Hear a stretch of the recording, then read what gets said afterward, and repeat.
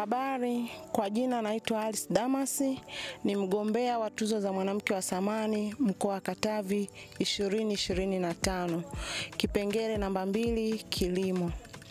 Nimejitahidi kukusanya wakulima wengi kwa pamoja kupitia maonyesho ya 88 ambayo yamefanyika 2025, ambapo hapo awali ilizoeleka kikanda yanafanyika mkoani Mbeya. Mimi ni mjasiriamali wa mazao ya biashara ikiwa mchele. Nimejitahidi kuandaa wakulima kwa habari ya kilimo cha kisasa, ikiwa kilimo cha mpunga, kuanzia kuandaa mbegu mpaka mavuno, mwishowe soko, namna gani soko linapatikana.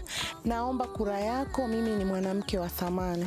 Wanawake wote mkoa wa Katavi, naomba tarehe 6 Disemba tuje kuhudhuria tukio la mwanamke wa thamani. Jitathmini, wewe ni mwanamke wa thamani.